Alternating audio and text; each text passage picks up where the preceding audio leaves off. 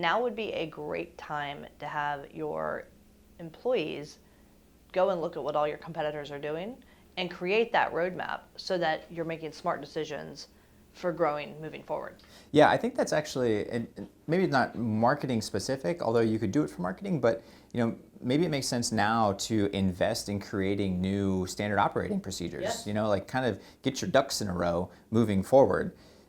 So as other people are losing FTEs or cutting back, maybe this is a time to kind of bolster your ranks, and if you spend the time creating these SOPs, you can really hit the ground running with the new team that you have.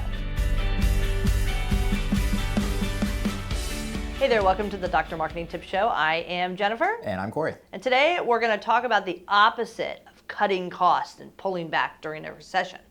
So last episode we talked about how to save a little bit of money during a recession. This one we want to talk about how to expand your practice when everyone else is kind of cutting back. That's right. So we talked about cutting your email programs. We talked about turning down the faucet as it relates to Google. We talked about outsourcing some of your stuff. Lots of things that you can then reverse engineer and actually put the pedal to the metal and grow your practice. Right. So we mentioned in the last episode that your marketing budget is kind of like putting gas in your car. So now what we want to talk about is hitting that accelerator. You're going to use more gas, but you're going to get to where you want to go faster if you do that. Yeah, so let's talk about ads first, because I think there's going to be an opportunity when everybody else is cutting back, which means that there's going to be more supply, right? There's going to be an opportunity to bid on cheaper keywords, and you might be able to, in traditional advertising, be able to negotiate value ads for your sponsorships, for your ads, things of that nature, get a little extra inventory at extra love. Right, because again, if everyone is kind of cutting back, like you said, all of a sudden there's more inventory, so everything's a little bit cheaper.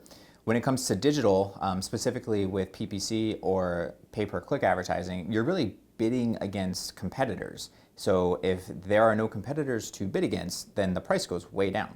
So for example, if you're a spine surgeon and it costs, let's say, $20 a click for a microdiscectomy, Which is not ad, that far-fetched. Right.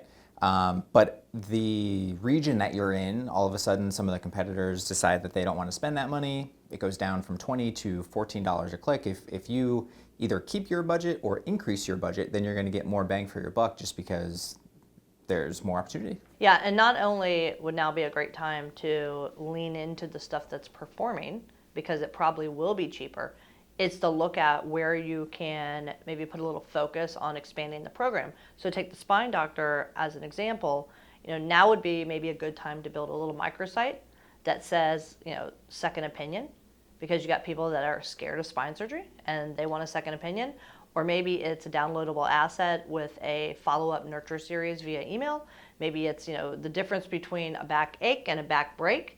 If you are converting patients, let's say at a 4% rate from this lead magnet, the ebook that you were just talking about, if you put more people in the top of the funnel, and let's say you still convert at 4%, then double down on that. Put more people in the top of the funnel. In other words, spend more money to get more eyeballs there that will come down, read the ebook, convert into patients. Let's say you still get that 4%, maybe it goes down a little bit less, but either way, you're still net positive on your patients. So it makes sense to double down because you know that this is working, and then spend money and grow that way. Yeah, and especially if you're investing long-term in the strategy for marketing your practice, then you're creating something that, should you desire, because you're so busy, that you could turn up or down. Now you've created something that you can turn up or down. Yeah, absolutely.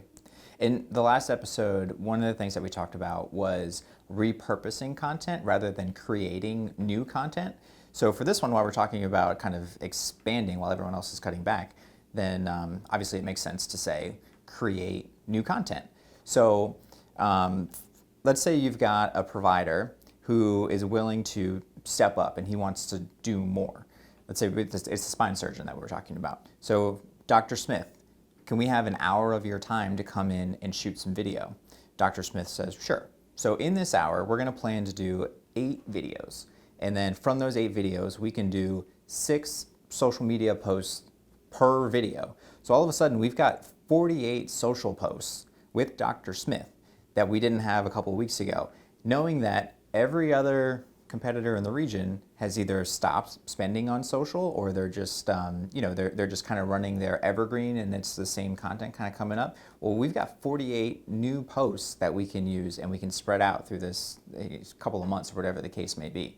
So maybe now it makes sense to invest in creating that content, because not only are we getting those social posts, but we've also got our 8 original videos that we can turn into long form content, which will show up in organic search, which helps insulate us when things like this do happen, and it helps us show up where patients are looking when they're looking with the right answers. And Dr. Smith is going to be the one giving those answers. That's right. And if you do run the route of kind of cutting costs and you have an FTE on board, now would be a great time to have your employees go and look at what all your competitors are doing and create that roadmap so that you're making smart decisions for growing moving forward. Yeah, I think that's actually, and maybe not marketing specific, although you could do it for marketing, but maybe it makes sense now to invest in creating new standard operating procedures. Yes. Like kind of get your ducks in a row moving forward.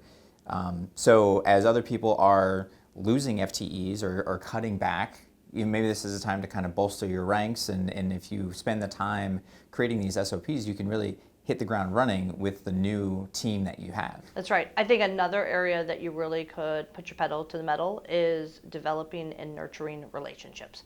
Whether you're nurturing relationships, which is not that far from marketing, or through marketing maybe your lobby videos or marketing to your existing patients. I think there's things that you can do that maybe you didn't focus on before, but now we can nurture those relationships so that you're strengthening the loyalty that goes with the doctor-patient relationship. You could strengthen those relationships with your referral patterns, because if everybody else is cutting back, but you kind of lean into going out and doing those visits, now we've got other practices who are maybe a little concerned about what's on the horizon, that they're more willing to take those meetings or to have those lunches. I like the idea of, not only when you do these community partnerships, I'm sure you're going to get your banner on the soccer field and you're going to be in their email newsletter or whatever, but just by being present in those events too, you never know who you're going to meet. And so, this is a good opportunity to get out there and shake some hands and kiss some babies and, really just kind of reestablish yourself, let's say, in the community if that's something that you haven't been doing recently. Yeah, absolutely. I just think there's so many things that you could do. So you really take the plays from the playbook of growing a successful practice and take all the best marketing ideas that maybe you didn't focus on before and double down on them, because the competition down the street is not doing it. Right. Yeah, and that's what I was going to say is go back to your marketing budget, look at your reports, and take a look at what's really working, and exactly like you said, just double down on what's working, because the odds are that if everyone else is cutting back and that was working for you in the past, it's going to work now, and it may be even more economical to do so. Absolutely. So great episode with that. I'm Jennifer. I'm Corey. We'll see you next time on the Dr. Marketing Tips Show. Thanks a bunch. Bye, guys. If you want more like this, hit like and subscribe so you'll always be alerted to new episodes when they come out. And if you want information about us, visit us over at insightmg.com. That's insightmg.com. We'll see you on the next episode.